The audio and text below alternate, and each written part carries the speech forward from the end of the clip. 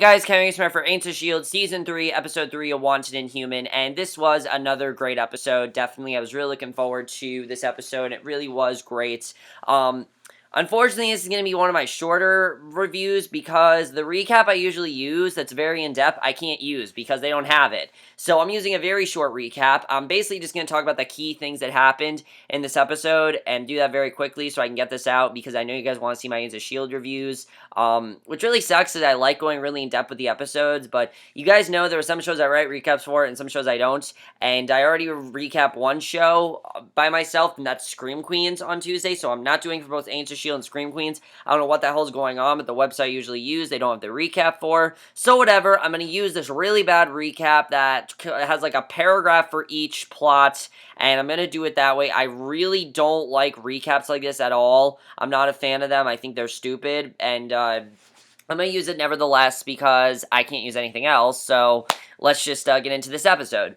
So, basically, as we know, we haven't seen Lincoln, since the premiere. Now, I don't think this episode was as good as the premiere. This is definitely probably the second best episode because the premiere is still the best episode of the season. But, of course, as we know, Lash, scared Lincoln away, and ever since then, he's been on the run. And it's very hard for him to hide because Rosiland has literally put his face all over the airwaves alongside the headline alien threats, and people think that he's this alien everything, that he's killing people, and he ultimately reaches out to his Alcoholics Anonymous sponsor, who we find out he actually had a lot of problems. We find out Lincoln had a lot of problems in his life.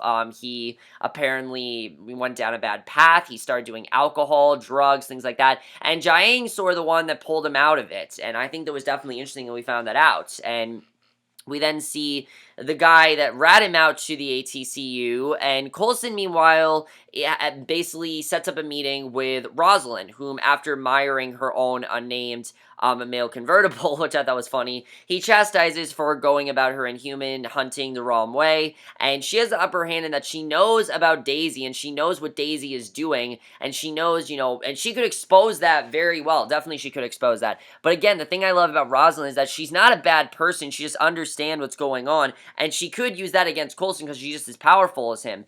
So Coulson obviously isn't going to let the ACCU get his hands on either Daisy or Lincoln, because obviously he really cares about Daisy and Lincoln, and he wants things to work out well for them. Who Lincoln, meanwhile, actually accidentally kills his friend using his powers, so that definitely doesn't make him a lesser target, because he just killed this person. But Daisy really wants to help him out. She decides to go up to Lincoln, and we get this really great scene from Daisy where she basically tells Lincoln that when he trained the Inhumans and when he trained her, she felt like it meant something and that she really wants him to come back and help her out, and she then kisses him. And I know a lot of people have been talking about this and are really upset, but to me it just felt like that was the only way for her to get through to him. She knew that she probably wouldn't get through to him unless she kissed him, and I don't know if Lincoln does have feelings for her. I know people say they don't have a lot of chemistry, but I feel like that's the point. I don't think she actually has feelings for Lincoln. I think she just did that because she knew probably be the only way to get through to him, and that's why they kissed.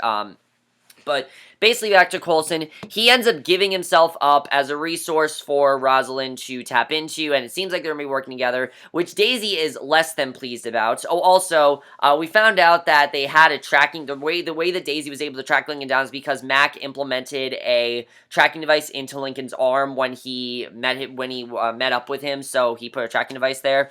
But basically, Daisy is really upset because she had no say in this whatsoever. Coulson did this Coulson basically did this without her approval. She's really upset about it because she did want to say, and you can definitely see there's a bit of a power struggle between Coulson and Daisy that I personally really like seeing. I think it's definitely very interesting, mainly because of the fact that Daisy just has a very different way of doing things than Coulson is. Daisy is all about passion and doing things because, it helped her, and doing things because, she wants to help these Inhumans, while Coulson is all about plans and, strategic. That's very much how he is. It's very different ways of doing things, but I definitely feel this is going to become a problem. And while they very much care for each other, I definitely feel that their clashing is definitely going to become a problem. I don't know when, but definitely is going to become a problem. We'll have to see what happens with that. So that's pretty much everything that happens with Lincoln, Coulson, and Daisy and stuff. So I know I can't really say a lot because this recap sucks, but whatever. Now we're going to get into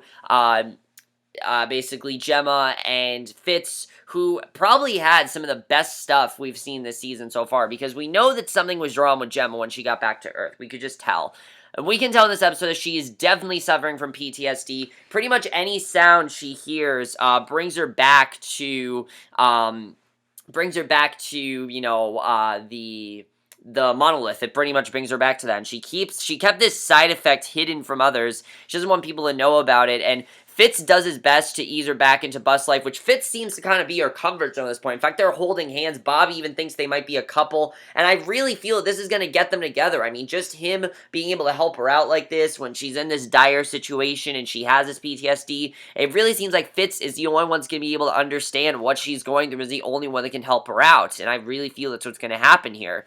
So he capped his efforts by following through on the dinner reservation they missed all those months ago. Because if you remember, they did make plans to go to dinner. They never did. And I thought it was sweet that he took her to dinner.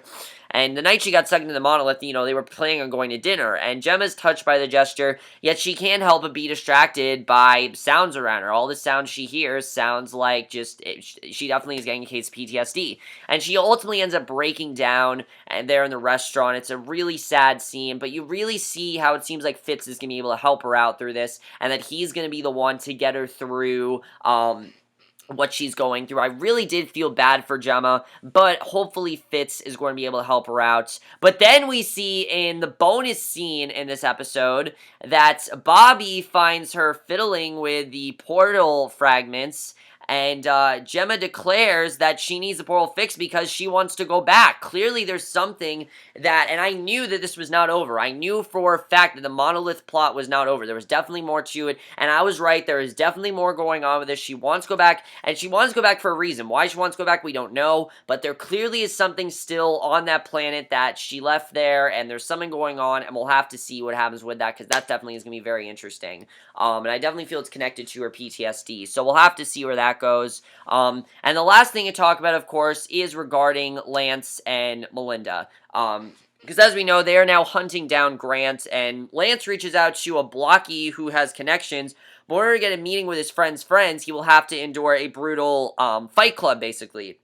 Melinda, meanwhile, is left to linger in the background, and it's kind of sad because, most times Melinda has the upper hand here, but no, Lance has to do all the, ass kicking and things like that, and basically he's kicking all kinds of ass, and basically she leads them into a back room and wails on them as only she can. She does beat them, which she does have a pretty cool beatdown, which I definitely like seeing, and Lance, meanwhile, finds himself brawling with his friend, who, with the help of some brass knuckles, he's able to bludgeon to death, it seems, and as a result, Lance does move deeper undercover as Hydra's newest recruit. So basically, Lance's plan, it seems, is to basically be a spy for Hydra. He's going to make it seem like he wants to join Hydra, but Grant, there's no way that Grant is going to fall for this. There's just no way. I don't see Grant falling for this at all. I feel like Grant's going to go along with this, but there is no way that this is going to work out. I don't see this working out at all. Also, Melinda did confess to Lance that she did not break things off with Andrew. It seems like they might even be back together.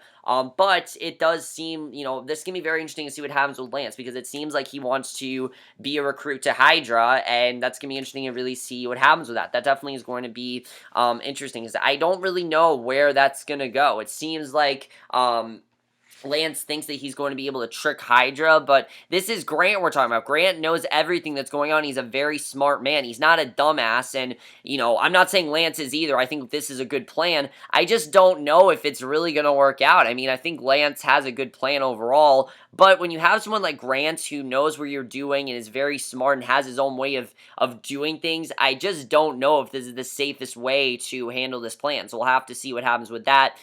And overall, guys, really all I can say about this episode, I wish I could have gone more in depth with it, but unfortunately, because I don't have the recap, I couldn't go as in depth as I wanted to.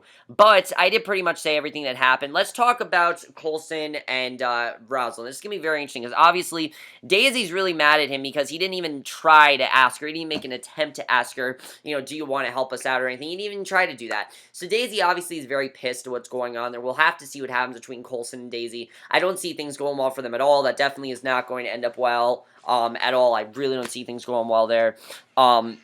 As far as Lincoln goes, Lincoln does want to join S.H.I.E.L.D, but the thing is, Coulson shut it down. He doesn't want him there. You know, it seemed like he was going to join S.H.I.E.L.D, but Coulson just allied with Rosiland, so there's no point in it now. So Lincoln's now back on the run. Daisy's going to have to convince him. Do you think that Daisy genuinely has feelings for Lincoln? I don't think she does. I think that was just an in-the-moment thing. That's why she did that. Now, Fitz and Gemma. Why does Gemma want to go back to the monolith? What should she leave there? Obviously, she's suffering PTSD. Is this just a side effect of that? Or is there something she genuinely left there that she needs to get back? We're going to have to find out what's going on there, because I really don't know what's going to happen there. That definitely is going to be very interesting.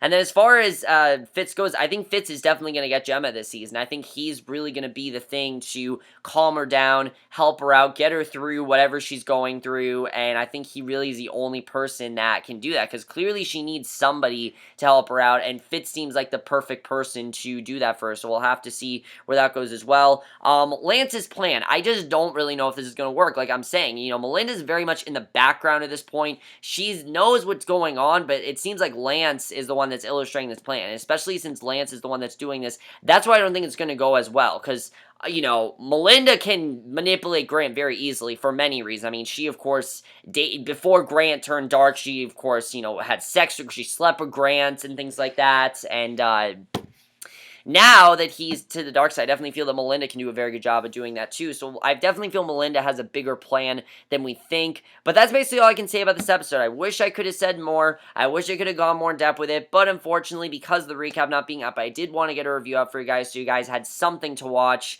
Maybe if a better recap comes out, maybe I will review this episode again. We'll have to see. But that's basically my review. Hope you enjoyed them. Just guys saw this episode. I know there wasn't as much. A lot happened this episode. I know a lot happened. I wish I could have said a lot more, but unfortunately I just couldn't, which really sucks, but I couldn't. I gotta say though, the scenes of the Fight Club I thought were really cool. Definitely some very cool scenes there. I really like seeing that, and everything this episode I thought was really great. This is a really great season overall. I'm definitely really enjoying it. And I will see you guys in my next video, which will be for tonight's episode of Scream Queens, and I will see you guys for that. Okay, bye.